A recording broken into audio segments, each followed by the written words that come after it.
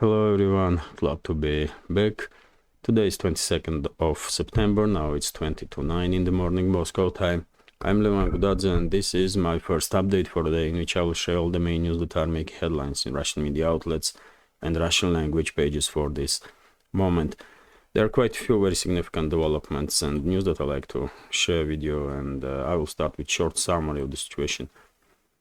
On the battlefield, first of all, let me share with you information about night strikes that Russian armed forces conducted against logistical and military infrastructure of Kyiv regime. I did share information on my Telegram. So according to reports from a number of sources, last night Russian armed forces launched missile and drone strikes on the military and logistics infrastructure of Zelensky's regime in the several regions of Ukraine, including Sumy, Chernigov, Kharkov, and Dnepropetrovsk. So basically, Russian side is almost on daily basis now are conducting these drones and missile strikes to neutralize Ukrainian logistical and military infrastructure. I did share on my Telegram, for example, yesterday, video footage of Russian missile strikes on Kharkov tank plant. Quite epic videos, by the way. And I did share some other footage also. This is it, by the way, just look at it. One missile did hit and the entire warehouse went in flames. And I did share several other videos also of destruction of some industrial sites that are used by Zelensky and his associates to build some military weapons or to repair. So if you are not subscribed to my Telegram page, please consider to do so. I do update informations there on regular basis, dozens of times a day.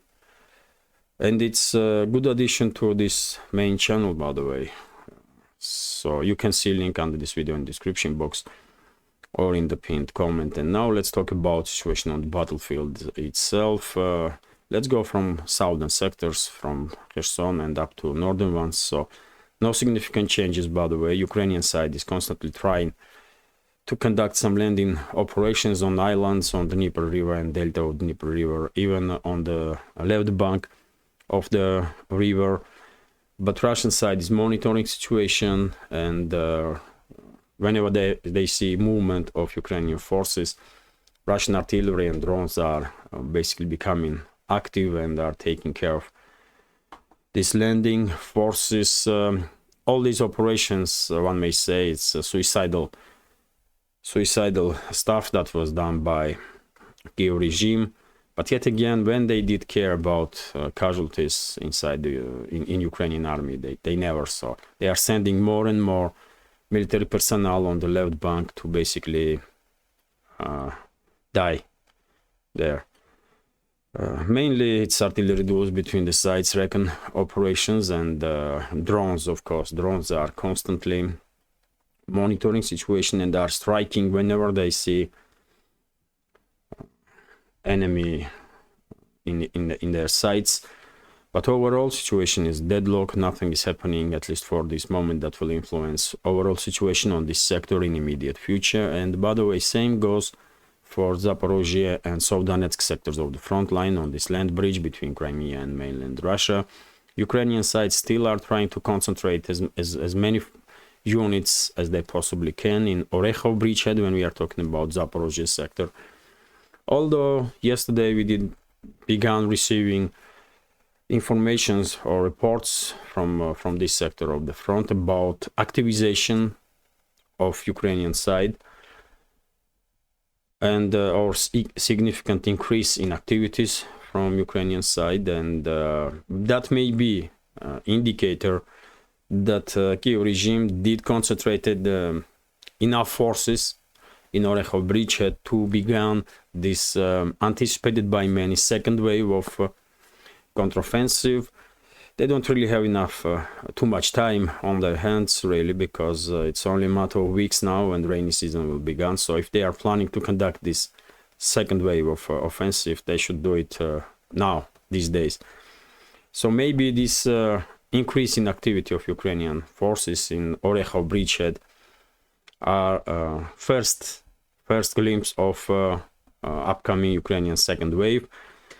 Let's see, but right now it's still, I will say, operational pause or deadlock, because nothing is happening that will influence situation on immediate future in coming days. But as I said, the Ukrainian side was concentrating forces in Orekhov bridgehead for almost 2 weeks now, and probably they do have more than 10,000 military personnel in this area, which is possibly quite enough to at least try to begin this second wave of counteroffensive. But same time, by the way, I remind you that during the previous days we did see first time Russian offensive operations in this area, and on the other hand, that can be also indicator that Russia is preparing plans to conduct offensive in Orekhov bridgehead direction and encircle entire this grouping of forces of Ukrainian army.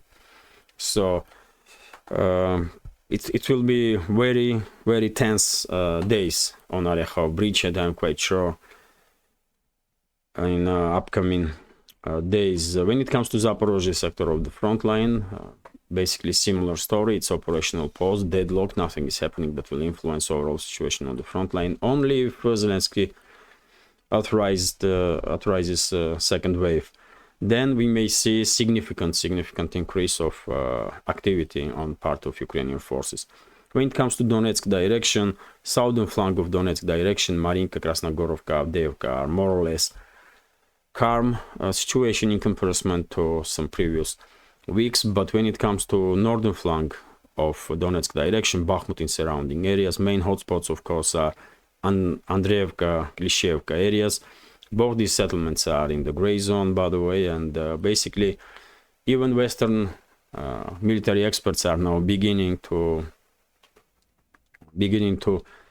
address this issue of these settlements, and are acknowledging that it's quite possible that Russian side did once again manage to create trap for Ukrainian forces, because as you see probably on my Telegram channel videos from these two settlements, it's like empty field, by the way. It's not that many areas or places that Ukrainian forces can hide. It's like open field, and Russian artillery and Russian drones are basically obliterating Ukrainian units that are trying to move in and around these settlements. But overall situation I will call also operational pause.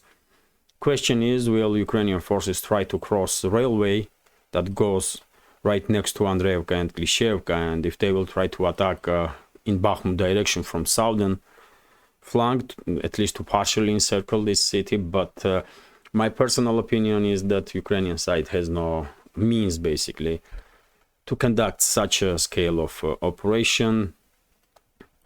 So I do not expect any significant increase in military activity in southern flank of Bakhmut. When it comes to northern flank, during the previous days, you probably remember me and many other channels did report about concentration of Ukrainian forces on the northwest part of Solidar. That was kind of indicator that we may see activization of Ukrainian forces in Solidar, Krasnaya Gora directions, but at least for now, we did not have any reports that Ukrainian side began its local scale offensive operations on the northern flank of Bakhmut. Yet again, reasoning behind this may be that they don't have enough manpower and military equipment. And by the way, during the previous days, I also did report that some brigades was redirected from central and northern sectors of the front line towards Zaporozhye sector. So that also can be indicator that Ukrainian army lacks manpower and military equipment in central and northern sectors to conduct any more or less large-scale offensive operations, or even to hope for success. And when it comes to Seversk and the northern sectors of the front line, it's usual stuff: artillery duels between the sides, recon operations, and the drone wars initiative is in Russian hands for a long time now. And as I said many times before, only question remains when it comes to northern sectors is if Moscow will authorize large-scale Russian offensive operation during this autumn before rainy season begins. Although I'm becoming skeptical that we will see large-scale Russian offensive before winter, but who knows? Let's see. And this is, by the way, when it comes to short summary of the situation on the front line. I remind you, dear friends, that there are other channels that devote much more time to detailed analysis of situation on the front line, and you can see those links to those channels under this video in the recommendation list. First of all, of course, I'm talking about a military summary,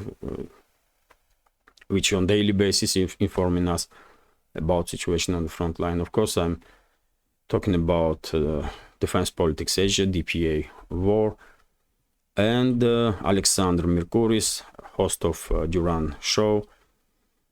These channels and the hosts of these channels are informing us on daily basis about in detail, by the way, about situation on the front line. So I definitely recommend those channels. And now, before I start sharing some other news, let me highlight, dear friends, that this channel, or this project with several channels on YouTube, Rumble, and Telegram do exist only thanks to support of members of our community, and I will be immensely grateful if you will also consider to support my work with small donations through PayPal, Buy Me a Coffee, or by subscribing to my Patreon page. You will see links under this video in the description box or in the pinned comment. And that's been said, let's talk about some other news now. And RIA Novosti is reporting that in early hours of the morning, Russian Air Defense Forces shut down several drones in direction of Crimea and in direction of Krasnodar region of Russian Federation. Also, there were some reports that in Tula region, drones were also shut down. Also, RIA Novosti is reporting, by the way, that Biden did announce that Abrams main battle tanks, US-made Abrams main battle tanks, will arrive in Ukraine next week. And whenever we have such statements, usually military equipment, delivery of which is being announced, already are in Ukraine. So maybe Abrams tanks already have been delivered to Zelensky and his associates, and these tanks are somewhere in the western regions of Ukraine for this moment. Of course, Abrams main battle tanks would not change much anything on the front line or outcome of this conflict, but well, as everyone is agreed, probably everyone, more weapons Western so-called elites will send to Zelensky and his associates longer this conflict will continue, and more will be casualties and more will be damage. And by the way, to continue exactly the topic of military weapons and weapons deliveries, TASS news agency is reporting that US will send to Kyiv regime additional military aid package, this time for $325 million. And this package will include in itself missiles for HIMARS systems, missiles for air defense systems, artillery shells, cluster munitions included, and also bullets, several million bullets for assault weapons that Ukraine is using, or Ukrainian forces are using. No ATACMS, by the way, in this package, despite the predictions of some Western sources. At least for now, there is no announcement on part of Washington that they are delivering ATACMS missiles, and RIA Novosti is basically reporting about this. But who knows, maybe in coming weeks, not maybe, I'm quite sure in coming weeks, there will be new announcement about new aid package. In that package, ATACMS probably will be included, and after US will make such an announcement, I'm quite sure Berlin will come out with statements that they are delivering Taurus long-range cruise missiles also. Let's continue. RIA Novosti is reporting that well, some leaders of Republicans in US Congress, according to reports of media, including CNN, by the way, are now working to decrease aid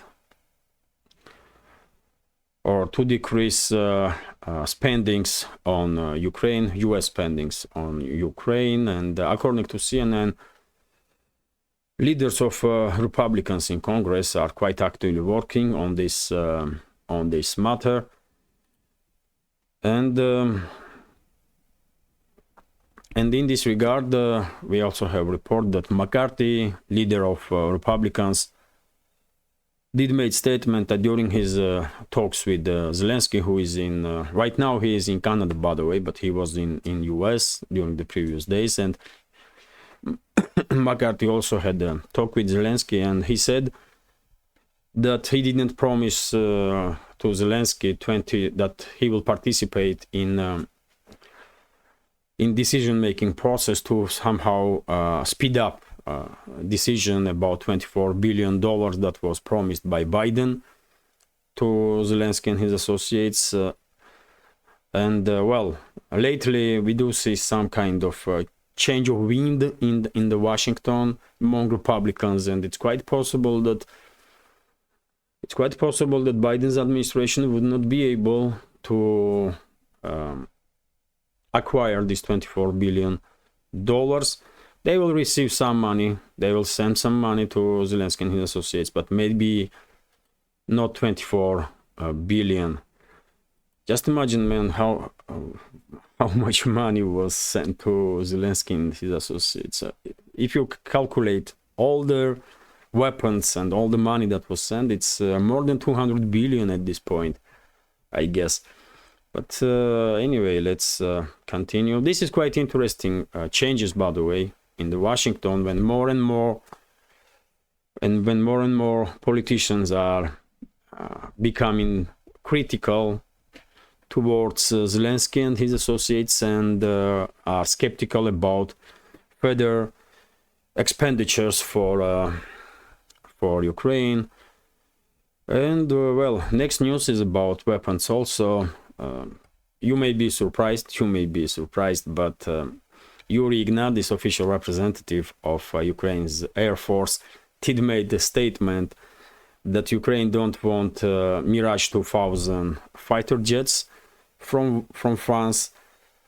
And by the way, yesterday I did see some reports that were contradicting somewhat to each other, because at one hand I did see reports that Kyiv and Paris, Ukraine and France did have the talks exactly about Mirage 2000s, but then this Yuri Ignat came out and said that Kyiv don't want these fighter jets because they are too old. And by the way, I did also see reports that Ukraine now not just refusing Mirage 2000s because they are too old for them, but they want F-35s. They want now F-35s. This is not a joke, by the way. Kyiv now demanding from US F-35 5th gen fighter jets to be delivered to Zelensky and his associates, which will never happen, of course. But these kind of statements or demands definitely highlights once again how out of touch with reality those individuals in Kyiv are, and that are running and ruining Ukraine. When it comes to Mirage 2000, yes, it's old plane, by the way. It's old plane, but it's very capable dogfighter. It's a very capable dogfighter, and it can also target ground targets. It can attack ground targets. Main disadvantage of Mirage 2000 is the short range, really. But otherwise, it's quite a decent plane. And you may find this news very interesting, by the way. TASS news agency is reporting based on BBC, that head of Ukraine's general staff, Zaluzhny, is under inquiry in Ukraine, and it seems like, and he was already interviewed by investigators from Ukraine's police or whoever conducting this investigation. And when I see this information, I did think straight away that, well, Zaluzhny gonna become a scapegoat. Zaluzhny definitely gonna become a scapegoat if he would not act first and would not conduct regime change in Ukraine to remove Zelensky. Because we all know relationships between Zaluzhny and Zelensky always was kind of difficult. But now, if Zaluzhny is under investigation for losing southern territories, by the way, during the initial stages of special military operations. So if he is under investigation, then, well, basically he is set to become a scapegoat, not just for Zelensky himself, but also for Western masters of Kyiv regime. But Zaluzhny is quite, as I understand, by the way, Zaluzhny is quite popular among militaries of Ukraine, and theoretically, it's quite possible that he may conduct some military coup and remove Zelensky from office. Although chances of that is very slim. But anyway, let's continue. Kommersant newspaper is reporting that Vladimir Zelensky, yes, this puppet of Washington, is arrived in Canada.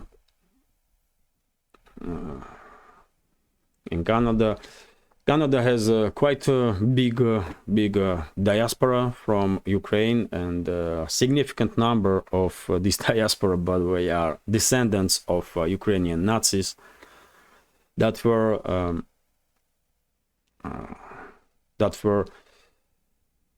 replaced. How should I say, man? Those Nazis, those Nazi units, Ukrainian Nazi units, did surrender to Western forces during the Second World War, and UK, mainly UK's government, with the involvement of US, of course, dispersed these Nazis in US, in UK itself, and in Canada, and very many people in Ukrainian diaspora, in US, by the way, in Canada, and in UK are descendants of these Nazis, Ukrainian Nazis that were collaborating with the German Nazis during the Second World War, and many of them have very same ideology, and many of them are quite influential in these countries, especially in Canada, by the way, especially in Canada. So, well, Vladimir Zelensky will have, I guess, some talks not just with the leadership of Canada, but also with this diaspora, part of it which is Nazis, by the way, and descendants of Nazis. Not all of them, of course, by the way, but significant part. Let's continue. RIA Novosti is reporting that head of NATO did mention next target for US openly, and he said that if Ukraine will win this conflict, Stoltenberg is, I mean, really something special, isn't it? I mean, how he can even, in these terms, if Ukraine will win the conflict, say stuff like that with serious face, man. Ukraine, they were gonna win this conflict. They have no even theoretical chance. But interesting point is that Stoltenberg thinks after this conflict will end, let's say this way, US will fully concentrate on China. So as I said many times before, by the way, China is the main target of US and the Western so-called elites. China, because it's only China that are strong enough in terms of economy, and it's the second largest economy in the world, by the way, that can compete with US. Only China. Theoretically, EU can compete with the US, but EU is divided, by the way, and controlled by Washington. So only competitor that Washington or Western so-called elites are have fear of is China, and because they want to keep this domination over the world, or at least try to dominate over the world as long as possible. Of course, they will attack China, and they are attacking China already. But now this Ukrainian conflict is becoming somewhat a distraction from this, because while Western elites are losing time dealing with Ukrainian crisis, China is gaining this time and getting more and more prepared for inevitable, in my understanding, future confrontation between China and the West. But let's continue. RT is reporting that EU to back members against Ukraine. We are talking about this grain issue and issue basically agricultural produce of Ukraine that some Eastern European states don't want to see entering EU markets. First of all, Poland, Hungary, and Slovakia. Although Slovakia and Ukraine kind of resolved the issues, there were some reports about it, but Poland has a very principled stance, and Hungary also. And I guess after significant escalation in recent days between Kyiv and Warsaw, or Kyiv and Budapest, I guess Brussels is forced now to back its members of EU, at least to maintain illusion of unity inside the EU, although we all know that there is no unity in EU, by the way, and never was. But story itself is interesting, because we did see first time during the previous days clear indicators that Eastern European states, especially Poland, is not just distancing itself from Kyiv regime, but also, in my understanding, are preparing informational ground from informational point of view and practical point of view, are preparing ground for its actions for its inevitable future actions in Western Ukraine, because I'm 100% sure at one point Poland will definitely try to establish control over the territories that was a part of Poland before Second World War, or the western regions of Ukraine. And not just Poland, Hungary, Romania will also participate, no doubt about that. And RIA Novosti is reporting that in Yerevan, by the way, capital of Armenia, one of the leaders of opposition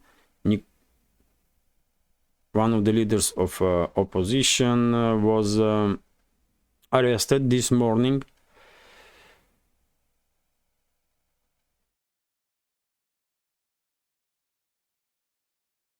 And this person is Andranik Tevanyan. Yes, this person was arrested this morning. There are some protests, by the way, in streets of Yerevan. People are shutting down roads, and they're trying to pressure Pashinyan to resign. But he did said, Prime Minister of Armenia, Pashinyan, did said yesterday, if I'm not mistaken, that he has no intention to step down. And I guess he has all the support of Washington, all the support of Brussels, and what is most important, all the support of US Embassy, by the way, which is full of US mercenaries from US private military companies, and also assets of the CIA, actives of the CIA.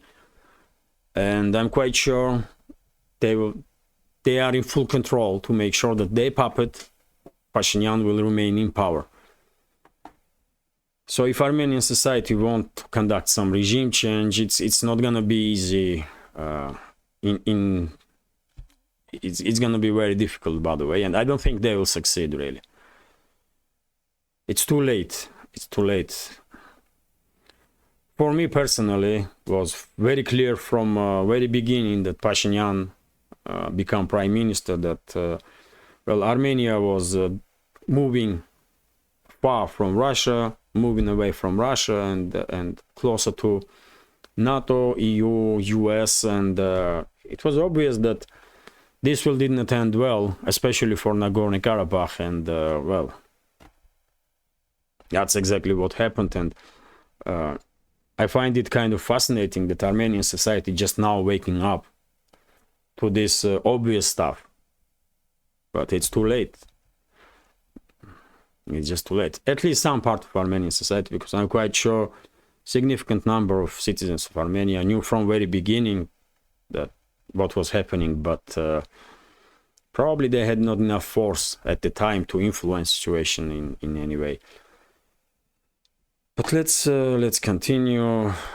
So RIA Novosti is reporting exactly about these protests in Armenia, in capital of Armenia. But I don't think they will manage to remove Pashinyan from power. It's just not happening, by the way. And TASS news agency is reporting that Yerevan made statement that they are ready to receive 40,000 families from Nagorno-Karabakh as refugees. Well, this is, as I said yesterday and the day before, even though Baku will most definitely promise and give guarantees of security to Armenian population of Nagorno-Karabakh, I'm quite sure vast majority of Armenians in Nagorno-Karabakh will leave this region because of lack of trust. They just don't trust and cannot trust government of Azerbaijan, and well, Armenia is expecting 40,000 families, by the way, to flee Nagorno-Karabakh, which is you know, more than 100,000 people for sure, 150,000 people, and I guess significant number of these families eventually will flee for Russia from Armenia, because they're gonna find it difficult to live in Armenia and the government of Pashinyan, who basically betrayed them all. And RIA Novosti is reporting that Azerbaijan investigators did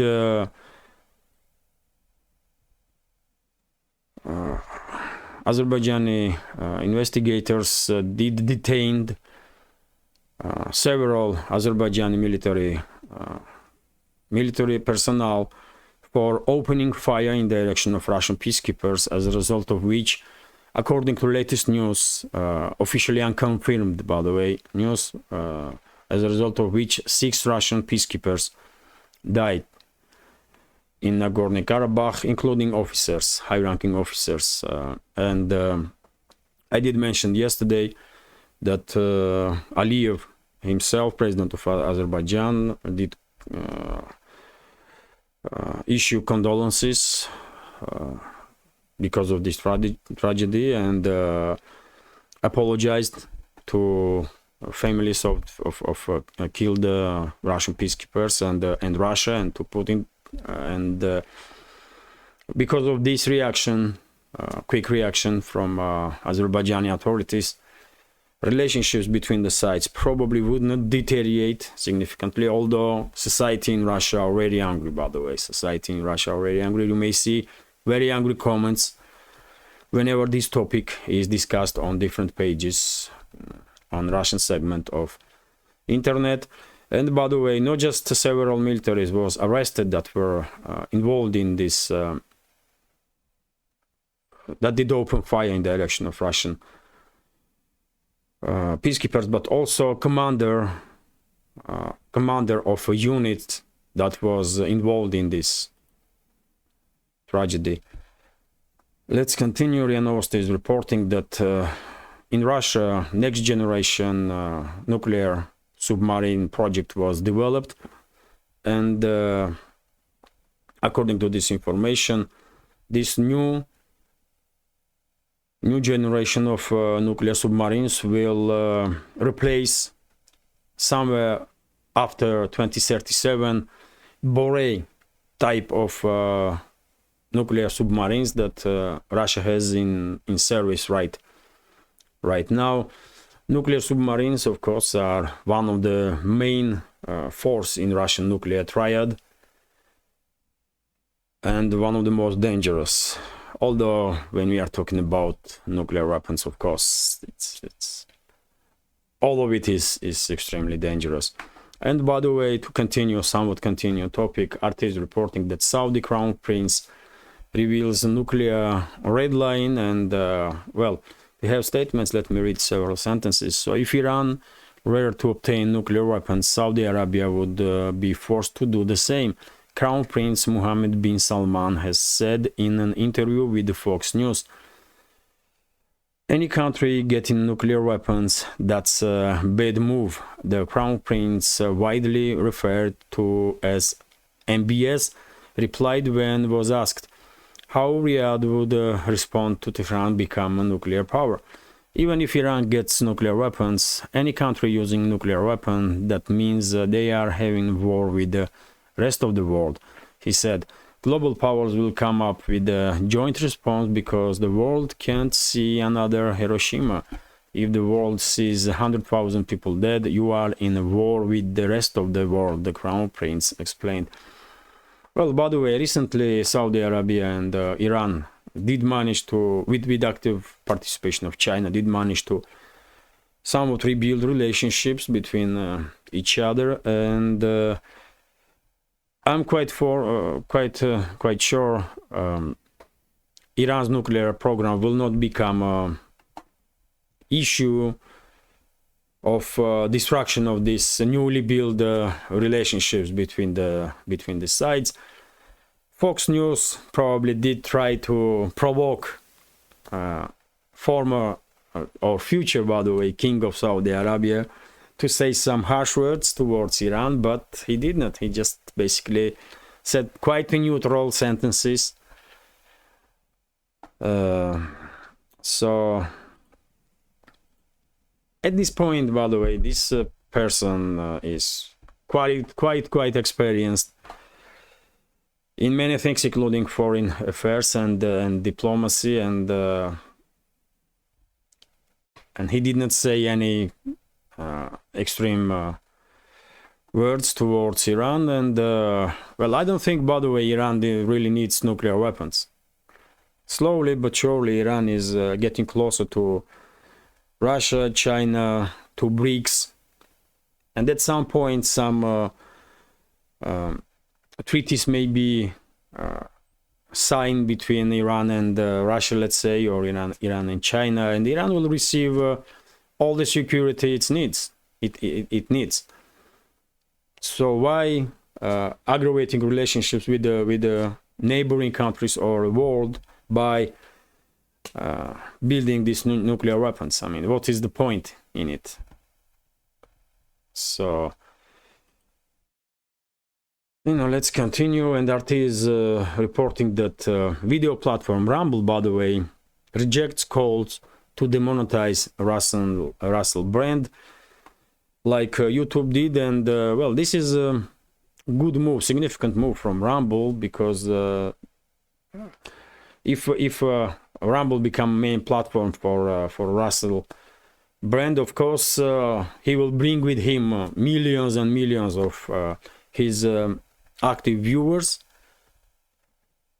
which is good for Rumble, by the way. And if it's good for Rumble, it's good for all of us, really, because we do need some good alternative to YouTube. We definitely need some good alternative to YouTube, by the way. And I do have on Rumble my reserve channel, main reserve channel, although I don't really have this channel developed as much as I like to, and I mean, you can subscribe if you can. By the way, this is second channel, or my reserve channel on Rumble. Name is like on YouTube, Levan Gudadze Opinion. But I only have like 1,200 subscribers. Yes, so Rumble community is not as big as on YouTube. By the way, if you are interested, you can see links to my Rumble main reserve channel under this video in the description box or in the pinned comment. Let's continue now, and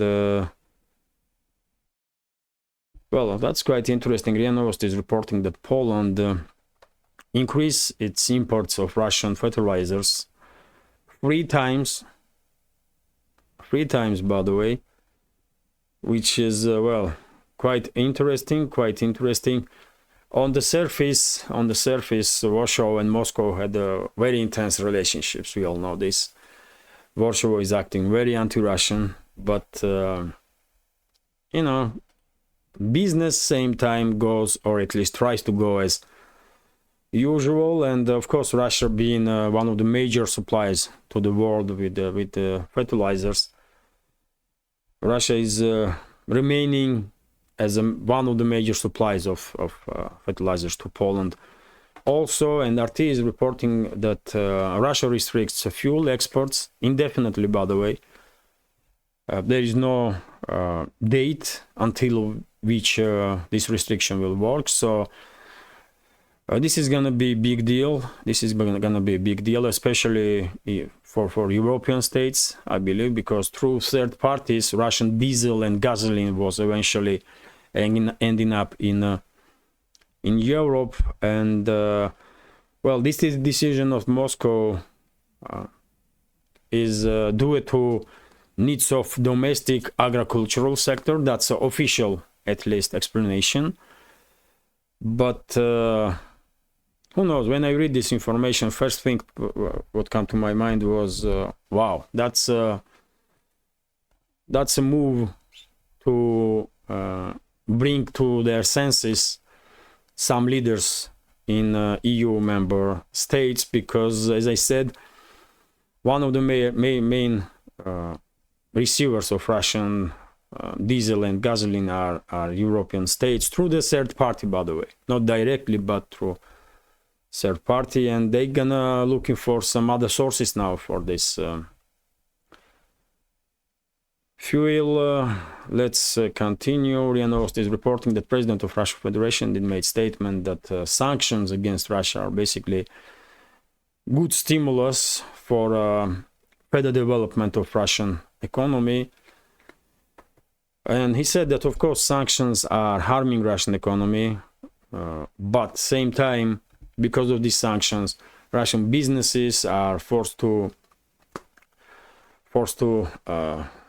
further develop, to looking for new ways of doing business, and are forcing Russian economy to reform itself faster, to become more competitive, and to develop in more faster rate, which is true, by the way, which is true. Who can argue with that? Of course, sanctions have some influence on Russian economy, but same time, because of these very sanctions, Russian businesses and Russian economical bloc in government are forced to work even more actively to manage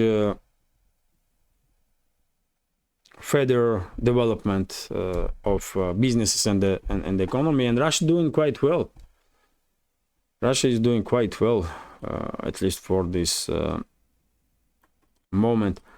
I don't think anybody in the West expected that Russia will not just withstand these sanctions and this pressure, but will, for example, manage to achieve economical growth higher than major European states.